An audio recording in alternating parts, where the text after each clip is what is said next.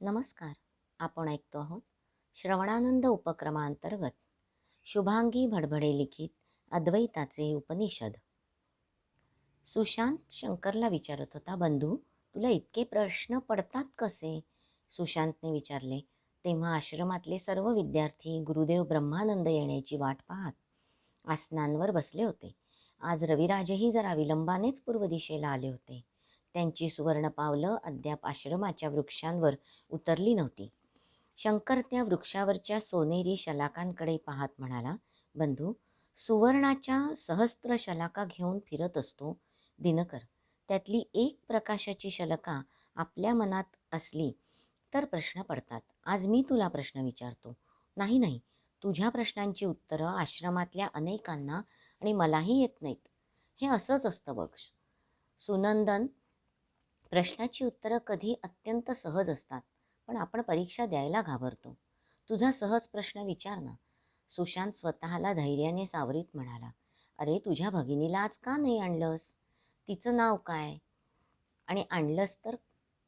माझं नाव त्रिविधा. तितक्यात ती तिथे आली. माझ्या मातेला आज ज्वर झालाय. मी तिला कष्ट देते म्हणून सुशांतने मला इथे आणलं. सारे शिष्य हसत होते. त्रिविधा नाव का ठेवलं तुझं? ते तर मला माहिती नाही, परंतु मी लावण्यवती आहे, गुणवती आहे आणि प्रज्ञावती आहे असे माझे पिता म्हणतात, म्हणून मी त्रिविधा. शंकर काही बोलणार तोच ब्रह्मानंदा आत आले.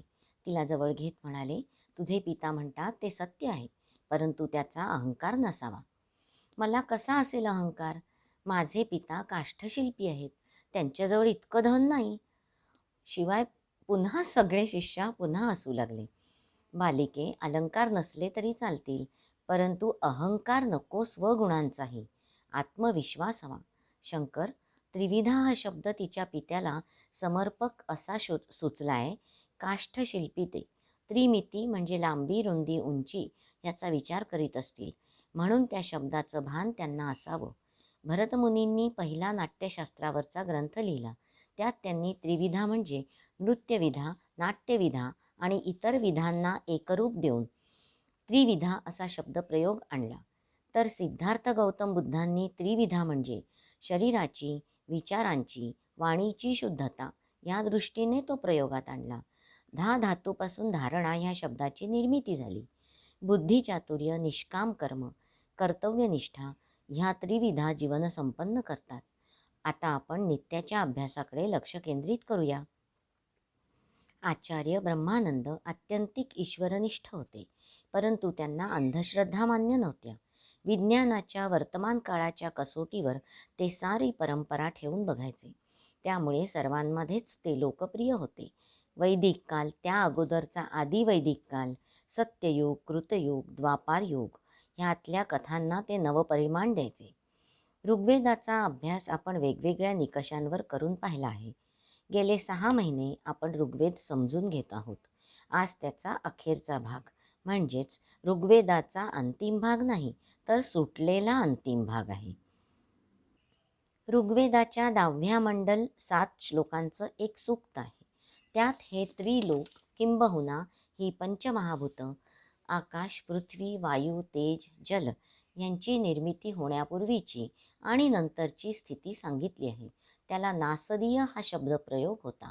म्हणजे शंकरचं अनुसरण करताना शंकरही आता प्रश्न विचारू लागला होता. नासदीय म्हणजे जेव्हा सत्यही नव्हतं आणि असत्यही नव्हतं, म्हणजे काहीच नव्हतं अशी स्थिती. खरं तर काळही नव्हता. एक आदितत्व स्वतःच्या चैतन्याने स्फुरत होतं. त्याचाच परिणाम म्हणजे क्षीण शक्ती, तीव्र शक्ती, विद्युत चुंबकीय शक्ती, गुरुत्वाकर्षण शक्ती ह्या सर्वांना एकसूत्रात बांधणारी ईश्वर शक्ती निर्माण झाली. परंतु हे सारं ज्ञानाच्या पलीकडचं विज्ञान आहे. त्याचं रहस्य शोधणं ह्यात अनेकांचे अनेक तर्कवितर्क झाले, परंतु नेमकं उत्तर प्राप्त झालं नाही. हा आदिकण, त्यातून झालेले शेकडो अधिकण ऊर्जा घेऊन कार्यान्वित कसे झाले हे ऋग्वेदाच्या 10व्या मंडलात आहे. अनेक ऋषी समूहांनी अनुभवाअंती निर्माण केलेला ऋग्वेद सर्वाधिक प्राचीन आणि प्रचंड ग्रंथ आहे. खरं तर हा अनुभूती ग्रंथ आहे. त्यानंतर कुणाला काही प्रश्न विचारायचे असतील तर विचारावेत. मग आपलं विश्व तेव्हा कसं दिसत असेल? सुनंदनने विचारले. केवळ कल्पनाच करू शकतो आपण. वायू नाही, जल नाही, अंतरिक्ष नाही, म्हणजे आकाशही नाही. कदाचित असेल अग्निज्वालांनी वातावरण तप्त करणारा सूर्य, असेल महासागरात त्याच्याच अंशाची निर्मिती वसुंधरा. पण रंग, रूप, स्थान, गुण काहीही नव्हतं. कितीतरी युग हीच स्थिती असावी. मग सारं घडलं कसं? आपण कसे घडलो? हे सारं तर्काच्या पलीकडचं असलं तरी ज्ञान विज्ञान कोशाची ही मर्यादा आहे. केवळ अनुमान, केवळ स्वतःचं आकलन, केवळ वस्तुनिरीक्षण, केवळ ज्ञान विज्ञानाच्या पलीकडे जाणारी अंतरिक्ष भेदक कल्पना, ह्यातून अनेकांनी एकत्र येऊन काही सिद्धांत ठरविले. ह्याबाबत मीही तुमच्या इतक्याच अज्ञानी आहे. असतो. आता माधुकरीला जायची वेळ झाली आहे. वत्सांनो, आता उठा. मला ज्ञात आहे अनेकांना अनेक प्रश्न असतील. त्याचा संकेत शंकरच्या प्रश्नांकित मुखाकडे होता. शंकर हसला. तसं तेही हसले. शंकर चौपदरी घेऊन गुरुकुलाबाहेर पडला होता. ते मात्र आपल्या आसनावर बसून अनुमानाने शंकर विचारील अशा प्रश्नांची उत्तरे शोधित होते. सारे आश्रमवासी आज गुरुकुलाच्या भव्य कक्षात एकत्रित आले होते. आज शंकरला आचार्य उपाधीने सन्मानित करण्यात येणार होतं. शिष्यांच्या आनंदाला उत्साहाला पारावार नव्हता. सारं गुरुकुल गोमयाने समार्जित केलं होतं. अनेक रानपुष्पांच्या रंगावली रेखल्या होत्या. आम्रपर्णांची विजयमाला गुरुकुलाच्या द्वारावर सजली होती.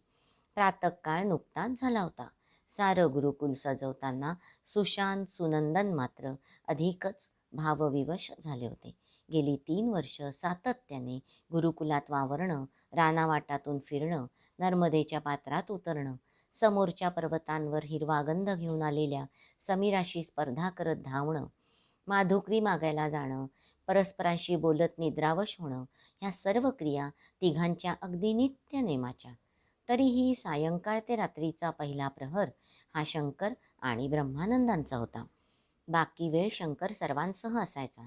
त्यामुळे तो जाणाऱ्याचं दुःख आणि त्याला मिळणाऱ्या सन्मानाचा आनंद हा सर्वांनाच जाणवत होता. आचार्य ब्रह्मानंद गुरुकुलात आले तेव्हा प्राजक्त फुलांच्या सजावटीने 2 आसनं सजली होती. एक आचार्यांचं आणि दुसरं होतं काशीहून आलेल्या आचार्य रामानंदांचं. आचार्यांच्या मागोमाग आचार्य रामानंदही आले. शिष्यवृंद समोर होता. मागे गावातील प्रतिष्ठित मंडळी होती. उत्सुकतावश पालक मंडळीही आली होती. सर्वांनी उठून नमस्कार केला. शंकरने दोघांनाही साष्टांग नमस्कार केला. दोघांनीही त्याला आशीर्वाद दिले.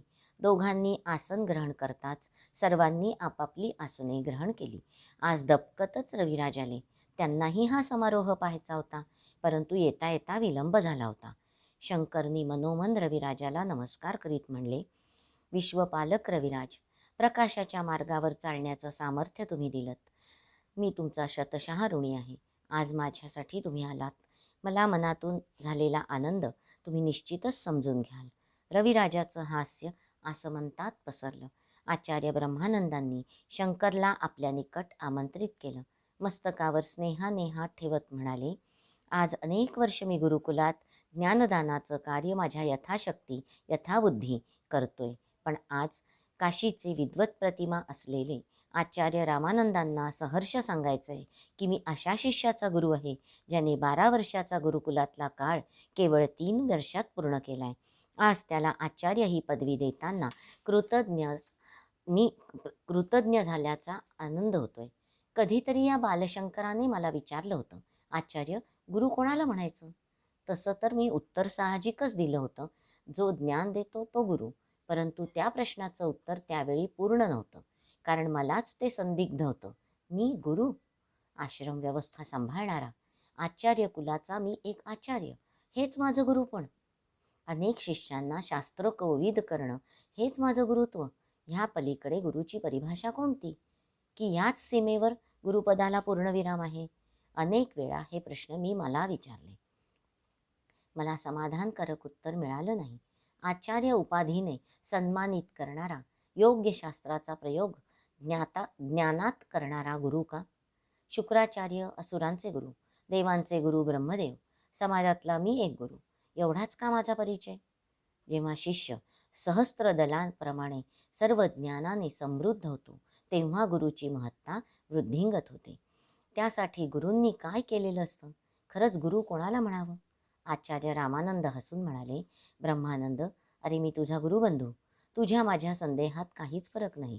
आपण शंकरला, आता आचार्य शंकरला विचारू, खरा गुरु कोण? तो आपल्या परीने त्याचं उत्तर देईल. तत्पूर्वी आपण त्याचा सन्मान करूया. एका ब्रह्मकुमारीने एका केळीच्या पानावर आणलेली वस्त्र होती. पितांबर, उत्तरीय, मौक्तिकमाळ, नारळ. दुसरीने त्याच्यासाठी अनेक सुगंधित पुष्पमाला आणल्या होत्या. तिसरीने सुवर्णाच्या थाळीत आचार्य शंकर लिहिलेलं भोजपत्र आणलं होतं. आचार्य रामानंद, आचार्य ब्रह्मानंद यांनी ते सारं शंकरला प्रदान केलं.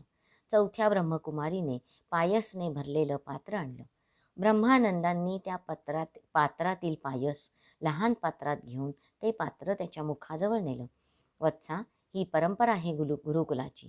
तू आता गृहस्थाश्रमात प्रवेश करशील, आचार्य म्हणून किंवा अन्य कर्म करशील. जाताना तुला आनंद मिळावा म्हणून हे पायस. आचार्य, वस्तुतः आपण मला सांगायला सांगितलं याबद्दल मी कृतज्ञ आहे.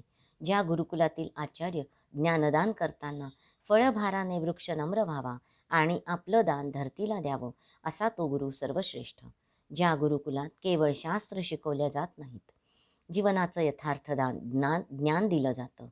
जीवन आणि ज्ञान एकाच वेळी दिलं जातं, तो देणारा गुरु श्रेष्ठ. ज्या गुरुकुलात मात्यापित्याचा स्नेह, गुरुची कर्तव्य कठोरता, सामाजिक जाणीव दिली जाते, तो गुरु श्रेष्ठ. सर्वाधिक महत्त्वाचं म्हणजे ज्या गुरुकुलात धर्म, पंथ, पक्ष, सत्ता, मग ती शस्त्रसत्ता, धनसत्ता, राजसत्ता नाकारून केवळ विद्यार्थी म्हणून निष्पक्षपणे पाहिलं जातं, ते गुरु श्रेष्ठ. गुरु निर्मोही, तरी विद्यार्थ्यांच्या सुखद जीवनाची सदैव कामना करणारा तो गुरु श्रेष्ठ. याहूनही सर्व ज्ञान विद्यार्थ्याला देऊन त्याला परिपूर्ण करणारा, त्यात धन्यता मानणारा तो श्रेष्ठ. स्वतःची उंची कमी करून विद्यार्थ्याची उंची वृद्धिंगत करणारा, त्याच्यासमोर नतमस्तक होणारा आचार्य श्रेष्ठतमच. आचार्य ब्रह्मानंद, आपण तसेच आहात. आज मी इथून जाताना माझ्यासह आपण असाल. माझ्या बालपणीचा गुरुगृहातला काळ चिरंतन माझ्यासवे आयुष्यभर राहणार. आपण मला 4 वेद, 18 पुराणं, 11 उपनिषद, श्रुती स्मृती हे सारं शिकवलं. त्याहून महत्त्वाचं म्हणजे मला जीवनपयान कसं करावं त्याचे उत्तम पाठ दिले. रंजक कथा सांगितल्या, आत्मीयतेने मी ऐकल्या. कधी मात्यापित्यांची स्मृती आली नाही. इतकी एकरूपता मनात आणली. हे आचार्य, आपणच श्रेष्ठ. हे श्रेष्ठ, हे श्रेय सारं आचार्य आपलंच आहे. नमस्कार, मी वृषाली केळकर आजच्या वाचनाचा येथे समारोप करते आहे. हरिओम तत्सत.